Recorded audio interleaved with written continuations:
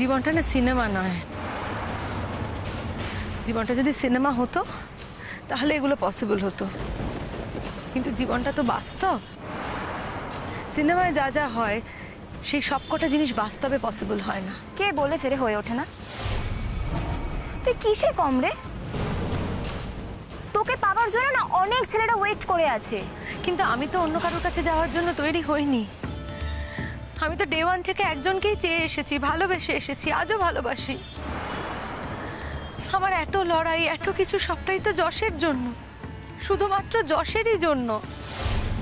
হ্যাঁ, আমি শবনমের অনেক ক্ষতি করেছি, অনেক ক্ষতি করেছি, কিন্তু আমার সত্যি তার জন্য কোনো অনুতাপ নেই। কারণ আমি যা করেছি আমি যশকে ভালোবেসে করেছি। আমি যশকে নিজের কাছে আগলে রাখতে চেয়েছি। আমি চাইনি যশ আমায় ছেড়ে দূরে চলে যাক। আমি তাই জন্য যশের এতটুকু ক্ষতি হতে দিইনি। আমি শবনমের ক্ষতি করেছি। আমি চাইনি যশকে আমার থেকে কেউ কেড়ে নিক। কিন্তু ফাইনালি শবনম তো ওকে কেড়ে নিলই না? হ্যাঁ, নিল।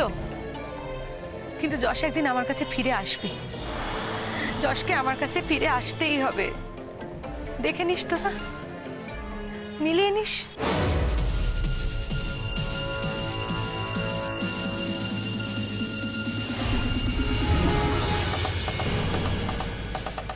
দেখো, এত বাড়াবাড়ি করার কিন্তু কোনো দরকার ছিল না।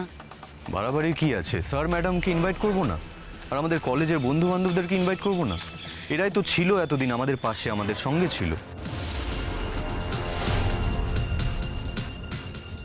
দেখো, কলেজের বন্ধুদের ইনভাইট করতে আমি না করছি না, কিন্তু স্যার ম্যাডামদের বলার কি দরকার ছিল? আরে দরকার ছিল বলতে কি বলছো তুমি? দরকার আছে, অবভিয়াসলি দরকার আছে। স্যার ম্যাডামরা সবসময় চেয়েছে যাতে আমাদের দুজনের সম্পর্কটা গড়ে উঠুক। ওনারা আমাদেরকে পছন্দ করেন, আমরা প্রিয় ছাত্রছাত্রী ওনাদের। আজকে যদি ওরা জানতে পারে যে ওনাদের প্রিয় ছাত্রছাত্রীর মিলন হচ্ছে, ওরা খুশি হবে না?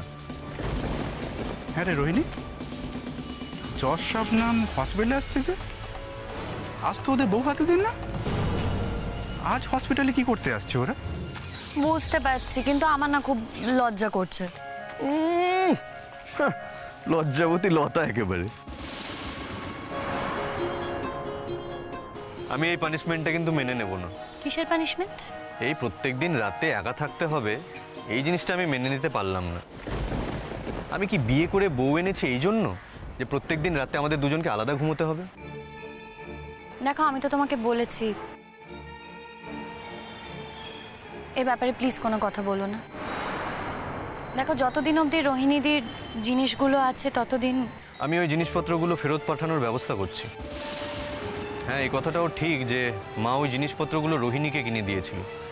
রোহিণী ব্যবহার করবে বলেই ওকে কিনে দিয়েছিল। আজকে যখন রোহিণী ওই বাড়িতে নেই, তখন সেই জিনিসপত্রগুলো রাখার কোনো মানেই হয় না। সেগুলো ফেরত পাঠিয়ে দেওয়া উচিত। আমি পাঠিয়ে দেওয়ার ব্যবস্থা করছি। আমার মনে হয় রোহিণীদি নেবে না।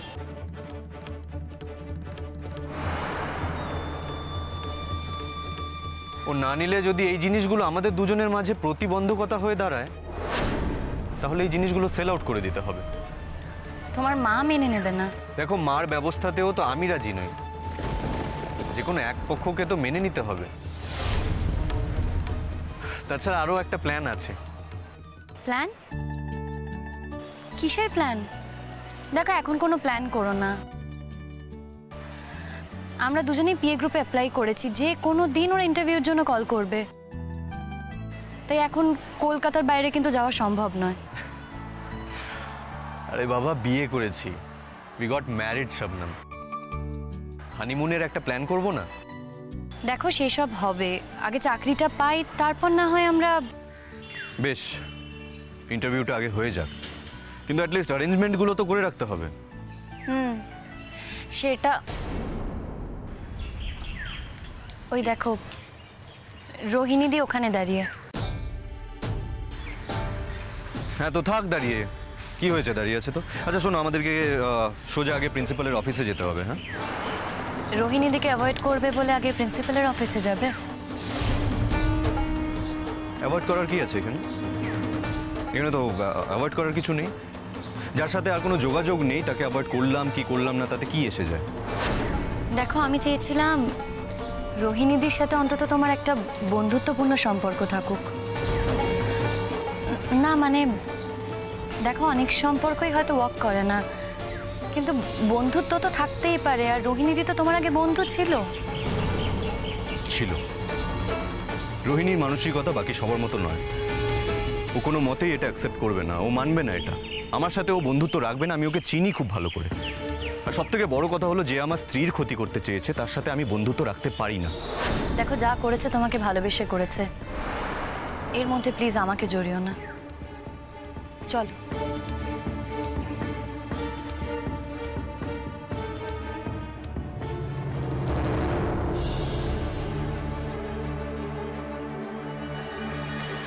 শবনম, সরি। কিসের জন্য? এই সরিটা হয়তো আমার তরফ থেকে তোমাকে বলাটা খুব ইম্পর্ট্যান্ট ছিল। তোমাদের বাড়িতে গিয়ে তো আর তোমাকে সরিটা বলে আসতে পারবো না। ইনফ্যাক্ট ওই বাড়িতে আমার কোনোদিনই আর যাওয়া হবে না। তাই আমার মনে হলো একটা কোনো নিউট্রাল জায়গা দরকার, যে জায়গায় দাঁড়িয়ে আমি তোমাকে অন্তত এই সরিটা বলতে পারি। আমি সত্যি তোমার অনেক ক্ষতি করেছি শবনম। আমি জানি না গো, বাপি যখন পুলিশ নিয়ে তোমাদের বাড়িতে গেল, আমি কেন গেলাম? আমার তো যাওয়ার কথাই নয়। আমি কোন তাড়নায় গেলাম আমি জানি না। আমি তো জানি তোমরা বিবাহিত, আমি তো সবটা জানি। ঠিক আছে রোহিণীদি, ছাড়ো না, ওসব পুরনো কথা থাক। হ্যাঁ ঠিকই, পুরনো কথা এবার ভুলেই যাব। আর কোনো পুরনো কথা মনে রাখবো না শবনম। তেতো কথাগুলো তো একদমই মনে রাখবো না।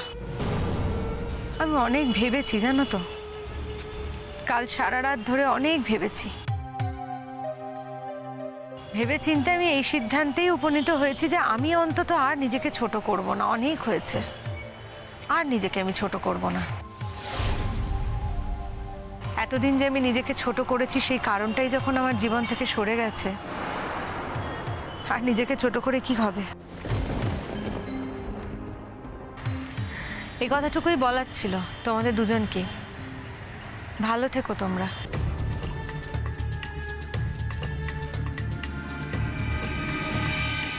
দুজনেই খুব ভালো থেকো, সুখী থেকো। আর কোনোদিন আমার তরফ থেকে তোমাদের কোনো ডিস্টারবেন্স পেতে হবে না, এটুকু আমি কথা দিয়ে গেলাম। কি ব্যাপার?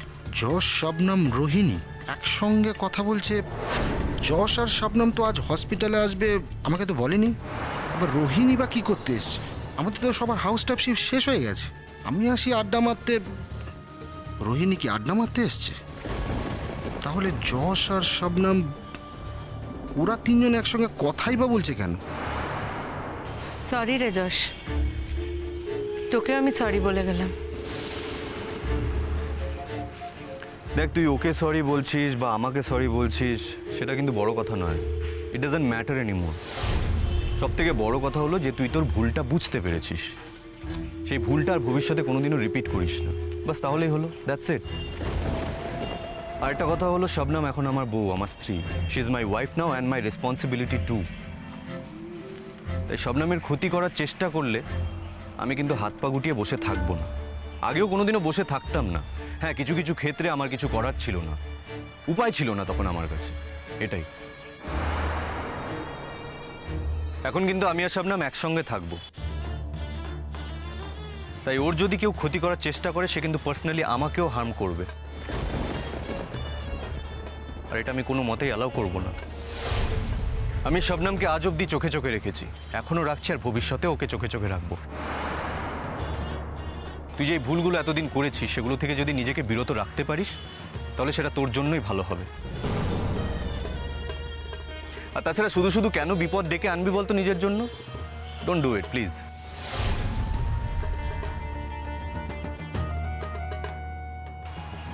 আমি তো বললাম, আমার জন্য শবনমকে আর কোনো রকম কোনো বিপদে পড়তে হবে না, আই প্রমিস। তোকে এবারও বিশ্বাস করলাম রোহিণী। দেখ আরেকবার বিশ্বাস করে। আশা করি সেই বিশ্বাসের অমর্যাদা আমি করব না।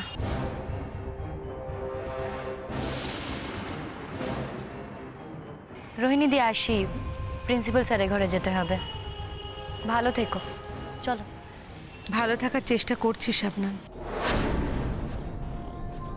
আমি এক্সপেক্ট করছি আমি খুব তাড়াতাড়ি সবটা কাটিয়ে উঠতে পারবো, ভালো থাকতে পারবো। কি ব্যাপার তোমরা? যশ, আরে বৌভাতের অনুষ্ঠানটা করব না? তোমাদের কি কোনো ডিমান্ড নেই তাই বলছো? ওই দেখ, এই কথা আবার কখন বললাম? নিশ্চয়ই ডিমান্ড আছে, 100% আছে।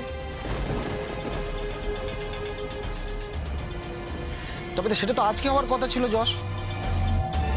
আমি তো বাড়িতে বসে ভাবছি কি ব্যাপার হলো, যশ আমায় কিছু জানাচ্ছে না কেন, নাকি আবার অন্য কেউ। আমি একটা ছুটির দিন দেখে ঠিক করতে চাইছি, তাই ভাবলাম রোববার দিনটা তো সবার ছুটিই থাকে, রোববার দিনটাই না হয় ফিক্স করি। মাঝে তো একটাই দিন পড়েছে, তারপরই তো রোববার। রোববারের জন্য সবাইকে ইনভাইট করতে এসেছি, তাই স্যারদেরকেও ইনভাইট করব। তাই নাকি? ওয়াও, খুব ভালো। চলো আমাদের সঙ্গে।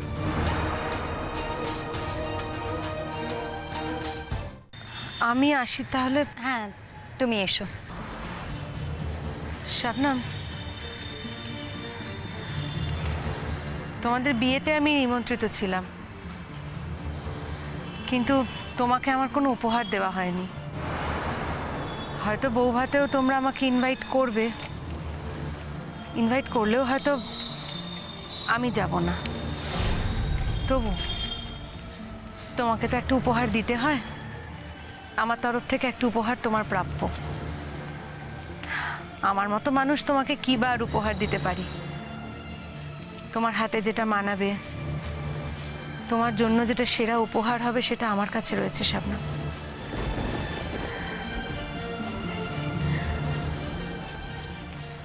এটা আর আমার জন্য নয়, এটা আমি তোমাকে দিতে চাই। না রোহিণীদি, তোমার আংটি তুমি আমাকে দিচ্ছ? না না, এটা কি করে হয়? এই আংটিটা আমার কাছে খুব দামি ছিল। আংটিটা যশ আমাকে পরিয়ে দিয়েছিল, আমাদের এনগেজমেন্ট রিং। কিন্তু এনগেজমেন্টটাই যখন আর নেই, তখন তো এটা আমার কাছে থাকারও কোনো মানে হয় না, না?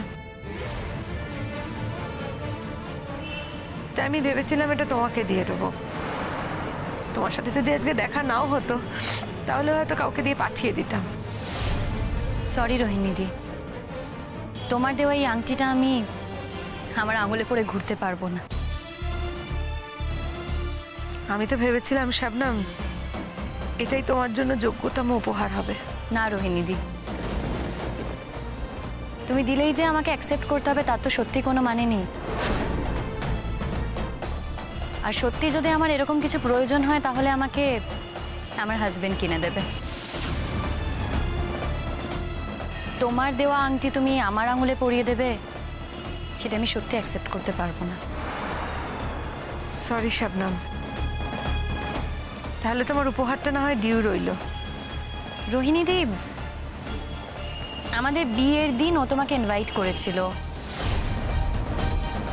কিন্তু ঘটনাচক্রে সেদিন তুমি অসুস্থ হয়ে পড়েছিলে।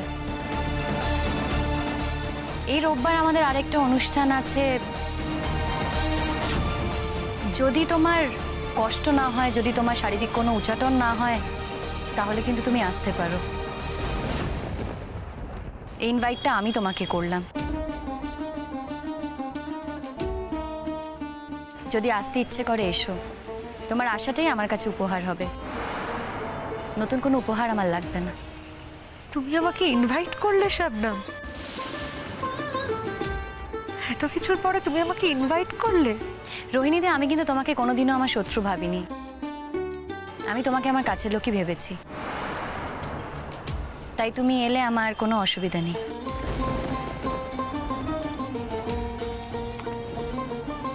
এবার আমাদের এগোতে হবে। হ্যাঁ, অবশ্যই অবশ্যই। তোমরা এগো শাবনাম, তোমরা এগো, আমি আর আটকাবো না তোমাদের। তোমাদের বৌভাতের দিন যদি একান্তই না যেতে পারি, প্লিজ কিছু মনে করো না। তবে হ্যাঁ, তোমাদের দুজনের জন্য আমার তরফ থেকে কিছু উপহার থাকবে, পাঠিয়ে দেবো আমি, সেটা অ্যাকসেপ্ট করো। আসছি, আসলাম রে।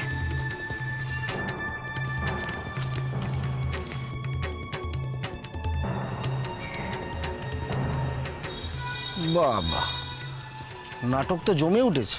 নাটক? তা নাটক না, তোর এখনকার বউ তোর আগের বউকে ইনভাইট করলো, এসবের কি খুব দরকার ছিল? এত কিছুর পরে তোমার শিক্ষা হলো না শবনম? দেখো রাহুলদা, একজন যেচে ইনভিটেশন চাইছে, তাকে আমি কি করে ইনভাইট না করে থাকি বলো তো? আর রোহিণী দিয়ে এলে আমার সত্যিই কোনো আপত্তি নেই, আমার কোনো অসুবিধাই নেই। তুমি পারো শবনম। রাহুলদা দেখো, আমার কোনো ইনসিকিউরিটি নেই। আমি একটা জিনিস জানি, যা পাওয়ার এমনিই পাওয়া যায়, জোর করে কিছু পাওয়া যায় না।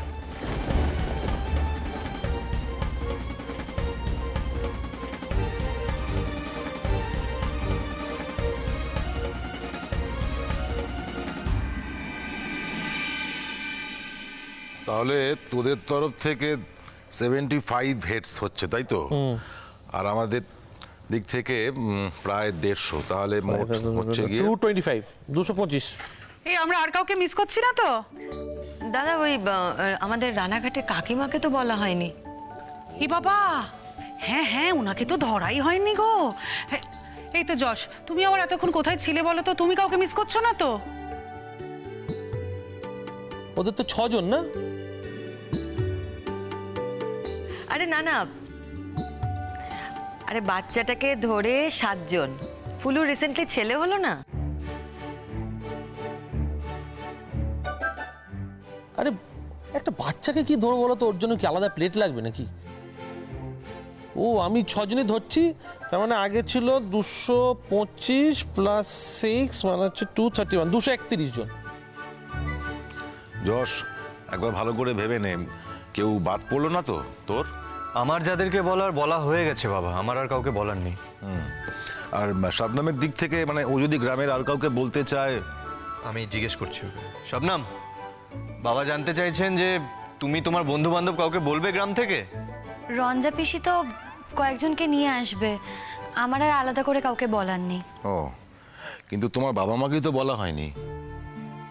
বাবা, আমার আম্মু আব্বু এখন একটা অদ্ভুত জীবন কাটাচ্ছে, ওরা ওই গ্রামের বাইরে বেরোতে চাইছে না। কি বলো তো, তুমি ওদেরকে ডাকবে, ওরা আসবে না, তোমার খারাপ লাগবে, আর ওরা আসতে পারবে না বলে ওদেরও খারাপ লাগবে। তার থেকে ওদের বলার দরকার নেই। আমার আব্বু এখন লোক সমাজে মিশতে চাইছে না, আসলে নিজে যে অন্যায়টা করেছে সেটা এখন বুঝতে পারছে। তাই বলে নিজের মেয়ের আজকের দিনটাতে থাকবে না? না মানে মানুষটা তো একদম পাল্টেই গেছে, আর আজকের দিনটায় তোমার পাশে থাকবে না সেটা কখনো হয়? ছোট আন্টি, আমি না হয় আম্মু আব্বুর কাছে যাব, গিয়ে সালাম জানিয়ে আসবো। নিশ্চয়ই যাবে, যশ তোমাকে নিয়ে যাবে। না বাবা, আমি ওকে সঙ্গে করে নিয়ে যাব না। আমার আব্বু ওর সাথে যা করেছে, তারপরে আমি চাই না যে ও আমার আব্বুর সামনে গিয়ে দাঁড়াক। কি আশ্চর্য, যেই ঘটনাটা ঘটেছিল সেটা তো আমার সাথে ঘটেছিল। যেখানে আমি যেতে চাইছি সেখানে তোমার অসুবিধাটা কোথায়? আমি বলি কি শবনম, যশই নিয়ে যাক তোমাকে, একা একা তোমার যেতে হবে না।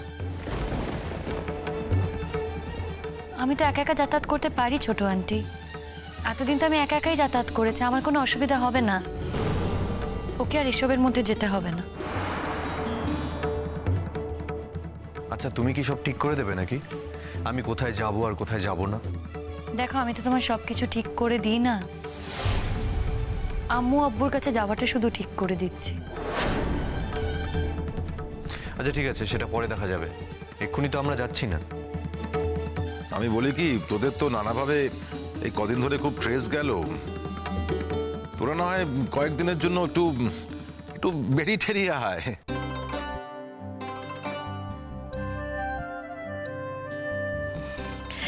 আসলে দাদা তোমাদের হানিমুনে যাওয়ার কথা বলছে।